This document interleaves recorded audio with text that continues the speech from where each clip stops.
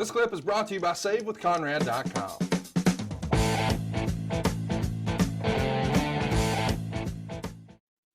Let's get to the show. SummerSlam, first match, Power and Glory versus the Rockers.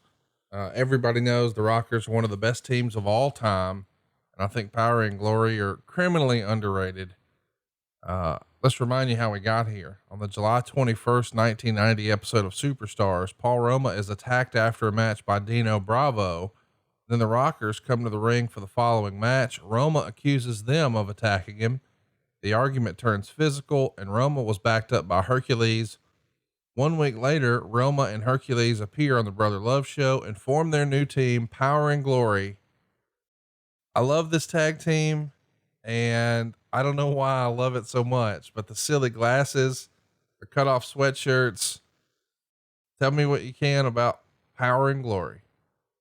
Two guys that were, Hercules was kind of coming off of a singles run. And I don't think that Paul Roma was, setting the world on fire by any stretch of the imagination, but two good looking guys with similar physiques and similar looks, but more than that, similar attitudes of really wanting to break out of the pack. And let's try to take these two guys and team them up and make something out of it.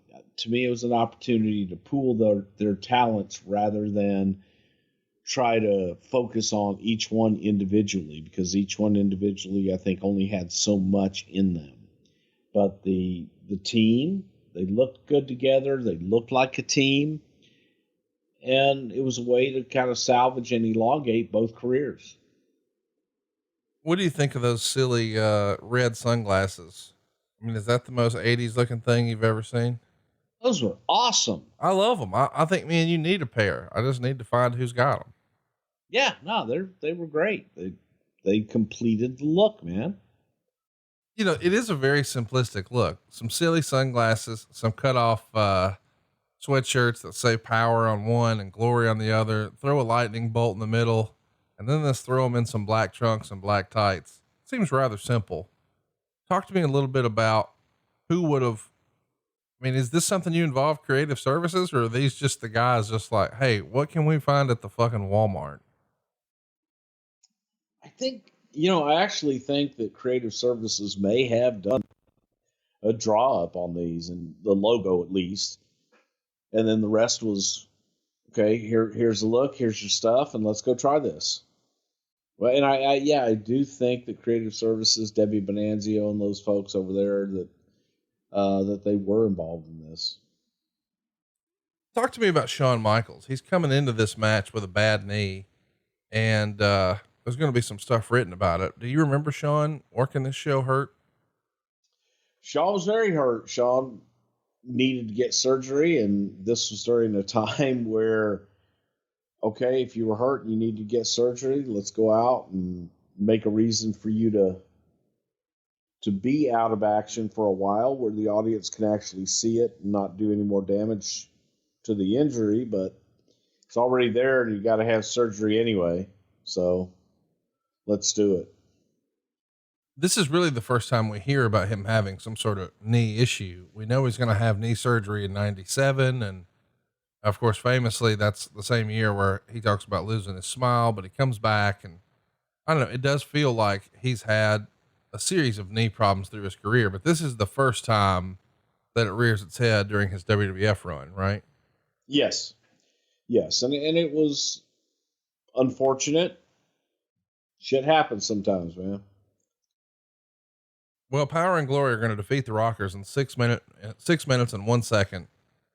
Meltzer would say it was obvious that Shawn Michaels was hurting just walking fast down the aisle. The Rockers usually run, and he wasn't ready to work because of his bad knee. So the only option, other than subbing him with Shane Douglas, as they've done on the house shows, was to do an immediate angle where Hercules jumped him before the bell and nailed his knee with a chain. Because of that, Jannetty worked the entire match. It's interesting that McMahon acknowledged Michaels was coming into the match with a knee injury, and the guys did about as good as they could considering they were limited in time. Fast action with Roma and Jannetty and lots of double teaming as well. Hercules still stinks, but with a hot partner, they'll make one of the better tag teams in the federation. Roddy Piper kept saying the Rockers were like Mick Jagger and David Bowie, showing he's kept himself only 15 years behind the times on hot rock artists. Jannetty had Roma pinned and Hercules clotheslined him just before the finish. Hercules doing the superplex and Roma splashing him off the top rope. Jannetty was probably the best worker on this card.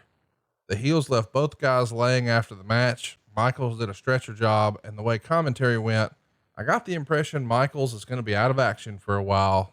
3 stars. A lot to unpack here. What do you think of Meltzer's comment that Jannetty is the best worker on the card? I think that Jannetty is an excellent worker, and I don't know if he was best on the card, but he definitely was an excellent worker.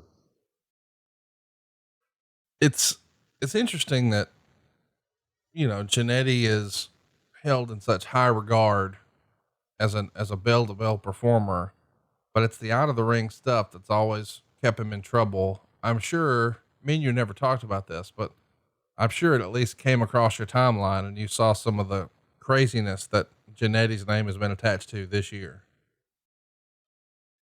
Yeah, you know, it's just a shame, and I've never understood the need to share everything about your life out in public. As you know, this is about as much as I'll do, and I don't subscribe to it. Don't try not to do it. And people say, "God damn, Bruce, you do a podcast every week." Yeah, I do. I just try to keep personal things personal. Yeah. You always play, you know, with Stephanie's particular challenges here or there. You don't comment on it at all. You just, I mean, if it comes up, it's because I'm, you know, trying to rally some prayer warriors for you here on the show, but it's not like you're putting any of your business out there.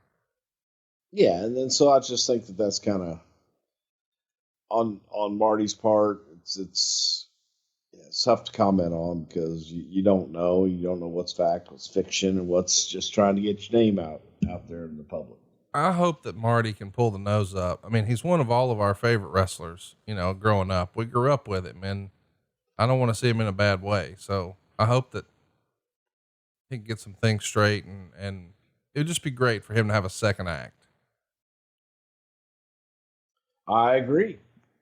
Let's talk about Power and Glory. You know, they're, as I said, one of my guilty pleasure tag teams. I absolutely love their finish. I think they had a cool look and presentation, but they're only going to last like another year and then they're done.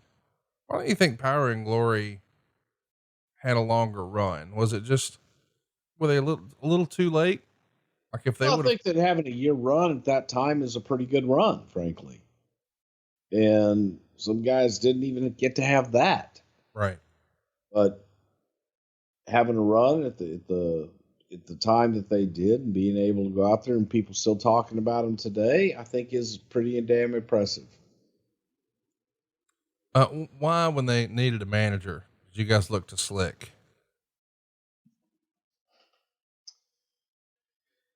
It may have been as simple as Slick needed someone to manage. And it may have been just as simple as, hey, these guys work with the Doctor's style.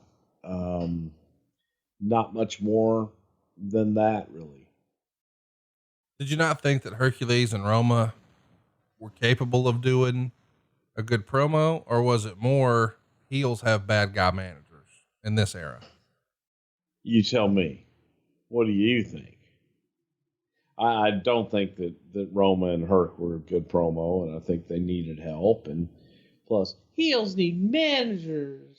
Well, yeah, that was sort of my thinking. I mean, I'm not saying that those guys were going to come out and cut, you know, Rock and Flair level promos, but it does feel like, at least in this era, if you're not sure, do you cheer this team or boo this team? Cause they kind of look cool and they're doing cool power moves, and look, they just beat the Rockers. It must be pretty good. But if you've got Slick over in the corner, it's like a little reminder. Oh yeah, we're supposed to boo them because we don't like that guy. Bastards. Hey, it's Conrad Thompson. Thanks for checking out the podcast here on YouTube.